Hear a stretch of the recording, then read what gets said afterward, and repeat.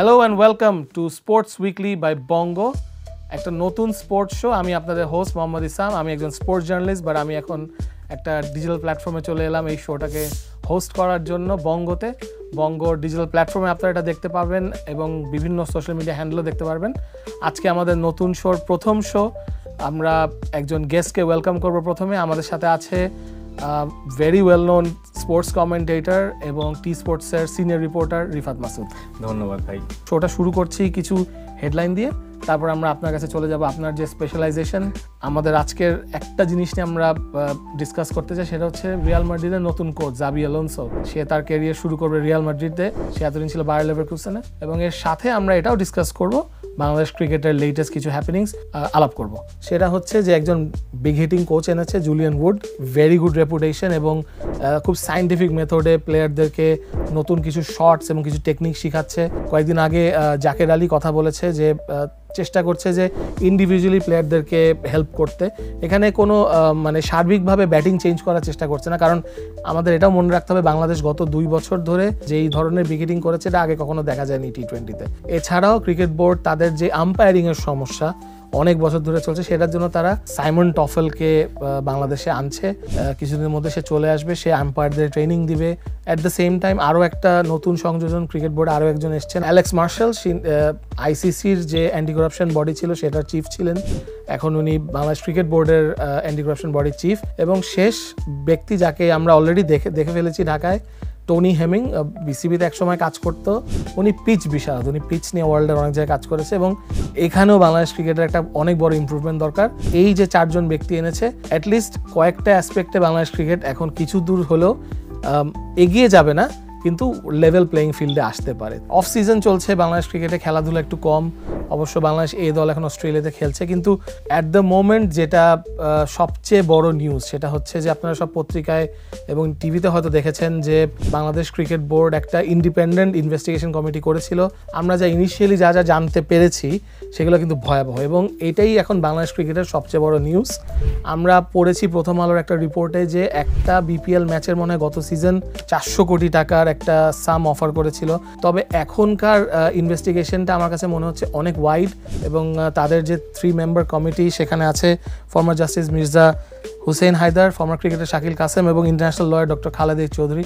তো বাংলাদেশ ক্রিকেট বোর্ডকে আমি ধন্যবাদ দিতে চাই যে অ্যাটলিস্ট তারা এটা ইনভেস্টিগেশন করার জন্য একটা আলাদা কমিটি করেছে যারা বোর্ডের মেম্বার না, এবং সেটা এখন প্রায় শেষের পথে। আমরা নতুন সিজনের আগে হয়তো দেখতে পারবো আসলে যেই খেলাটাই এখন টিভিতে দেখায় বা কোনো প্ল্যাটফর্মে দেখায়, ওয়ার্ল্ড ওয়াইড এর একটা সমস্যা, শুধু বাংলাদেশেই না, যে সেটা নিয়ে হয়তো বুকিদের বা যারা জুয়ারি তাদের একটা ইন্টারেস্ট বেড়ে যায়। এর সাথে আমরা রিফাতের সাথে কথা বলবো আরও কিছু অ্যাসপেক্টস এই ইংলিশ প্রিমিয়ার লিগ নিয়ে। অবশ্য আপনাদেরকে এটাও বলে রাখতে চাই যে আপনারা ইংলিশ প্রিমিয়ার লিগ এখন বাংলাদেশে কোথায় দেখবেন? বঙ্গতে দেখবেন। রিফাত মাসুদের কাছে জানতে চাবো যে আপনারও কি কোনো ক্লাব নিয়ে বায়াস আছে নাকি? আমরা কি কোনো স্পেসিফিক ক্লাব নিয়ে শুরু করবো? আছে। ধরেন আপনি যদি এইভাবে চিন্তা করেন, আমি ম্যানচেস্টার ইউনাইটেড করি, সেই হিসাব থেকে আপনি বলতে পারেন, কিন্তু কাজ যখন করছি, যখন বিশ্লেষণ করছি, তখন ওটাকে এক পাশে সরিয়ে রাখতে পারি। আর যদি আমাকে বলেন যে না, তুমি ম্যানচেস্টার ইউনাইটেডের হ্যাটটা মাথায় পরে নাও, সেটাও আমি পারবো। আমরা গত সিজন দেখেছি Arsenal Chelsea were running them close. কি মনে হয় এবার আর্সেনাল চেলসি কিরকম শেপে আছে? স্টার্ট অবভিয়াসলি আর্সেনালের ভালো, কি মনে হচ্ছে এই দুটো টিম পারবে? আর্সেনালেরই পারা উচিত। আর্সেনালের, যদিও আগের বারও আমরা ভেবেছিলাম যে আর্সেনাল পারবে, কিন্তু আর্সেনাল আমরা দেখলাম যে আর্সেনাল একটার পর একটা ড্র এবং হচ্ছে গোল স্কোরার ওই অর্থে না থাকা তাদেরকে ভুগিয়েছিল লাস্ট মানে সিজনটার দিকেও যদি আপনি তাকান, আর্সেনালের কোনো প্লেয়ারের গোল ডাবল ডিজিটে যাইতে পারে নাই। এইটা একটা ড্রব্যাক তাদের জন্য। তারা এবার ইয়োকেরেস কিনে নিয়ে আসলো। আর্সেনালের প্লেয়িং স্টাইল চেঞ্জ করতে হবে। আর্সেনালকে এমন একটা ফুটবলের ব্র্যান্ড তৈরি করতে হবে যেখানে তারা সেট পিস বাদেও ম্যাচ বের করে নিয়ে আসতে পারে। চেলসিকে আমি একটু পিছিয়ে রাখবো এই কারণে, চেলসির ডিফেন্সটা আমি জানি না যে চেলসির ডিফেন্সটা আসলে গুড এনাফ কিনা প্রিমিয়ার লিগের টাইটেল রেসের ফাইটের জন্য। ওই জায়গায় তারা একটু পিছিয়ে থাকার কথা। কি হচ্ছে ম্যানচেস্টারে, দুইটা ক্লাবের কি হবে? আমি স্পেসিফিকলি জানতে চাচ্ছি 2 কোচ সম্পর্কে। মানে একজন নতুন, আরেকজন অনেকদিন হয়ে গিয়েছে।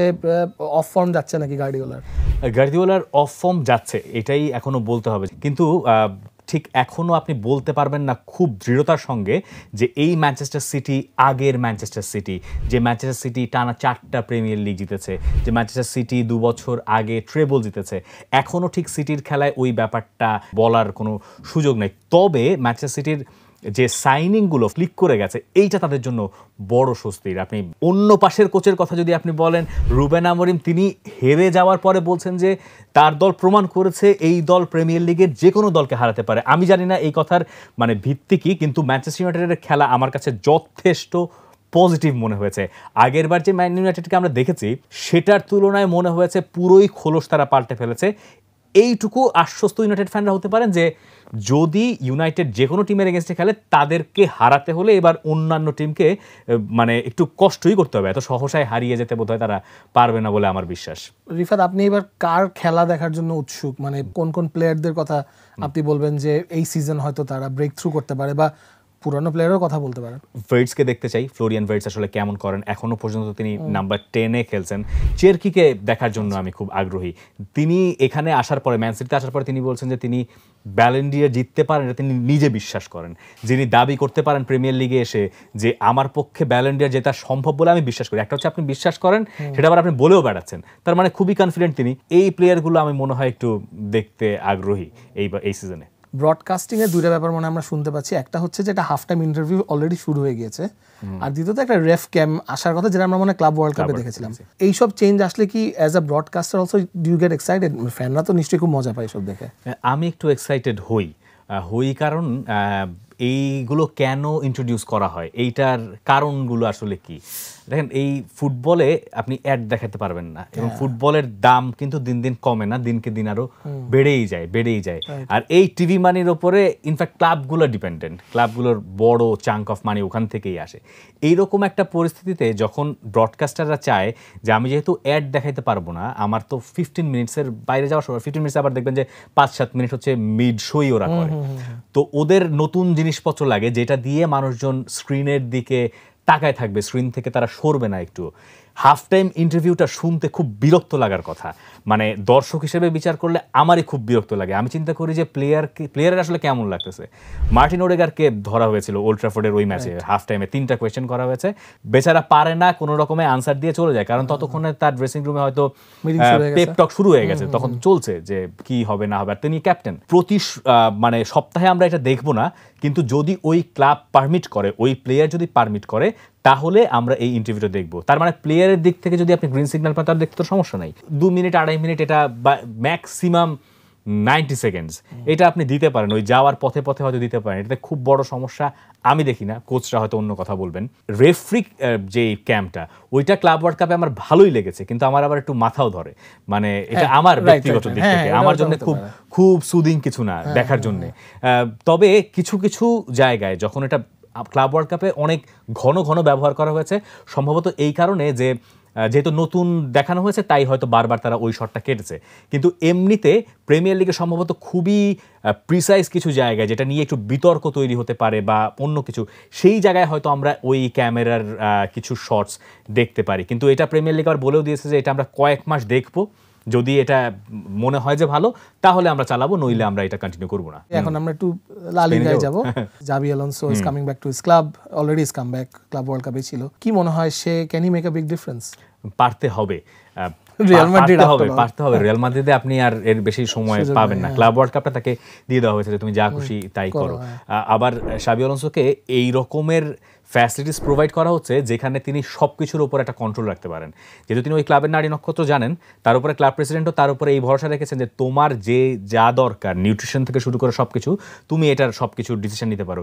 রিয়াল মাদ্রিদের মতো ক্লাব যে কোনো কোচকে এই দায়িত্ব দিতে চায় না, কারণ এটা তার অধিকার খর্ব করার মতো একটা অবস্থা দাঁড়ায়। যেহেতু তার এক্স প্লেয়ার, এবং শুধুমাত্র এক্স প্লেয়ার তো না, মানে সাকসেসফুল টাইমের প্লেয়ার, তো এই কারণে ওই ভরসাটা তার উপরে রেখেছে। শাবি আলোনসোকে তাই পারতে হবে, মানে ফার্স্ট সিজন কোনোভাবেই তিনি ট্রফিলেস যাইতে পারবেন না, রিয়াল মাদ্রিদ এটা অ্যাফোর্ড করতে পারবে না পরপর 2টা সিজন।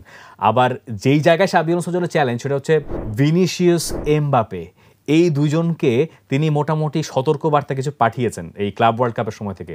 তিনি যখন বলেন যে আমার টিমের সবাইকে দৌড়াতে হবে, তার মানে তিনি এটা আসলে আলাদা করে ইন্ডিকেট করেন ওই দুজন প্লেয়ারকে যারা আসলে ট্র্যাক ব্যাক করেন না, যারা আসলে প্রেস করতে চান না। সাহেব আরেকটা চ্যালেঞ্জ মিডফিল্ড, কিন্তু মিডফিল্ডে ওই টোনি ক্রুজ চলে যাওয়ার পরের ওই শূন্যস্থানের ধারে কাছে দিয়ে তারা হাঁটতে পারে নাই। এইখানে একটা কিছু আবিষ্কার তাকে করতে হবে, যেটা দিয়ে তিনি এই সিস্টেমটাকে চালু করে নিতে পারেন। আপনি তার লেভারকুজেনের আমলে যান, তার এই কাজটা করতেন গ্রানিট শাকা। তো যেহেতু সাকা আর শাবি আলোনসো দুজন একই রোলের প্লেয়ার ছিলেন, মূলত যেটা করতেন যে শাবি আলোনসো যেটা বলে দেন একজনকে বলতেন, ও মাঠে গিয়ে কোচ হয়ে বাকি জিনিসগুলো এক্সিকিউট করতো। ওই ক্যারেক্টার শাবি আলোনসো খুঁজে বের করতে না পারলে রিয়াল মাদ্রিদে তার সিস্টেমটা দাঁড় করাতে তার সময় লেগে যেতে পারে। এইটা তার একটা চ্যালেঞ্জ, কিন্তু আমি খুবই হোপফুল যে রিয়াল মাদ্রিদে তিনি ভালো করবেন।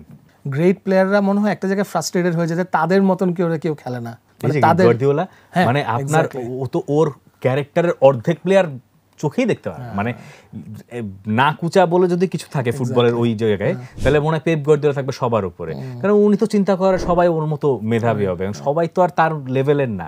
এই জন্য অনেক ট্যালেন্টেড প্লেয়ার এইসব দলে এসে খুব সহজে আবার হারিয়েও যায়, কারণ ট্যালেন্ট তো শুধুমাত্র ট্যালেন্ট দিয়ে হয় না, ওনারা তো হার্ডওয়ার্কও করেছেন, যে কারণে তারা সিস্টেমের সঙ্গে মানিয়ে নিতে পেরেছেন। এই জিনিসগুলার সঙ্গে বয়সের সাথে ওই প্লেয়াররা যখন ইমপ্রুভ করতে পারে না, তখন এটা তাদের জন্য একটা ঝামেলার কারণ তৈরি করে। তো আপনার ইন্টারেস্টটা কোত্থেকে এসেছে এবং আপনার ফেভারিট প্লেয়ার্স কারা ছিল? What did you grow up on? আচ্ছা, আমার মানে ফুটবলের সাথে সম্পর্ক ওই 98 জিদানের ওই ফাইনালটাই আমি মনে করতে পারি, আর বাকি সব স্মৃতি আসলে একদমই ঝাপসা। ওইটা আমি আসলে খুবই ছোট ছিলাম। 2002 থেকে একদম নিয়মিত খেলাই দেখি, মানে ওই ওয়ার্ল্ড কাপটা, পরের ওয়ার্ল্ড কাপটা যখন আসলো তখন থেকে। এরপরে গিয়ে ওই খেলার সঙ্গে থাকতে থাকতেই, খেলা দেখতে দেখতে একটা সময় মনে হতো যে খেলা নিয়ে কাজ করার একটা তাড়না ছিল, এবং যেহেতু জিনিসটা খুব উপভোগও করতাম, মনে হতো যে আমার খেলা দেখতে হবে। খেলা দেখতে গেলে লাগে একটা টিকিট, সবসময় আমার পক্ষে তো স্টেডিয়ামে যাওয়া সম্ভব না। কিন্তু আমি পরে চিন্তা করে দেখলাম, যদি আমি খেলাটাকে কাজ হিসেবে নেই, পত্রিকায় তাহলে কারা লেখে? তো পত্রিকার লেখার ভেতরে দেখতেছি যে স্টেডিয়ামে যাচ্ছে, ডায়েরি পড়তেছি যে এখান থেকে ওখানে আছে, তো ফ্রি খেলা দেখতেছে, তো এইরকম অপশন আছে নাকি? তো এর চেয়ে ভালো অপশন তো আমার কাছে আর হইতে পারে না। তখন আমার কাছে মনে হলো যে ঠিক আছে, তাহলে স্পোর্টস জার্নালিস্ট হওয়ার একটা অপশন আমি খোলা রাখতে পারি। তারপরে ইউনিভার্সিটিতে পড়ার সময় একটা সাইফুল্লাহ আমার ফ্রেন্ড, ওর সাথেই আমার এই স্পোর্টস জার্নালিজমে আসার শুরু। আর আমি প্যাভিলিয়নে কাজ করতাম, লেখালেখি করতাম, ওখানে 5 বছর মতো লিখেছি। এরপরে যখন টি স্পোর্টসের এই প্ল্যাটফর্মটায় আসার সুযোগ হলো, তখন ওখানে গিয়ে কমেন্ট্রিটার সূচনা, যে এখানে কমেন্ট্রি করার সুযোগ আছে। করতে করতে করতে করতে একটু হয়েছে, আমি জানি না আমি নিজেকে কমেন্টেটর হিসেবে দাবি করতে পারবো কিনা, তবে এইটুকু আমি অ্যাগ্রি করি যে ধারাটা আমার কাছে মনে হয় যে পরিবর্তন করা প্রয়োজন ছিল বলেই আমরা একটু করেছি। তো ওইটাকে আসলে আমরা একটু ইন্টিগ্রেট করার চেষ্টা করেছি ইন্টেনশনালি। তার কিছুটা হয়েছে, কিছুটা হয় নাই, কিছুটা এখনো প্রসেসে আছে। ওই চেষ্টা চরিত্রের ভেতর দিয়েই আসলে চলছে। And we are very happy to have you as well. Thank you. Sports Weekly by Bongoর ফার্স্ট শো, আপনি আমাদের ফার্স্ট গেস্ট। কি মনে হচ্ছে, এটা is this the right concept? যারা খেলাটা দেখেন তারাই মূলত খেলাটা শোনেন বা খেলাটা নিয়ে আলোচনা শুনতে আগ্রহী হয় না। যারা দেখেন না তাদের জন্য যদি একটা উইকলি র্যাপ আপ থাকে, মন্দ কি, অল গুড। আমি চেষ্টা করব বা চিন্তা করব এবং এটা আশাও করব যে ফুটবলের চাঙ্কটাই বড় থাকবে। Okay, thank you for having me. On that note আমরা আমাদের শো আজকে এখানে শেষ করব। স্পোর্টস উইকলি বাই বঙ্গ আপনারা প্রতি সপ্তাহে রবিবার রাত 9টায় দেখতে পাবেন। আমাদের সাথেই থাকবেন এবং আমাদের বঙ্গর সব প্ল্যাটফর্মে আপনারা দেখতে পারবেন। আপনাদের যদি কোনো ফিডব্যাক থাকে অবশ্যই আমাদেরকে জানাবেন। On that note, it's Mohammad Islam signing off.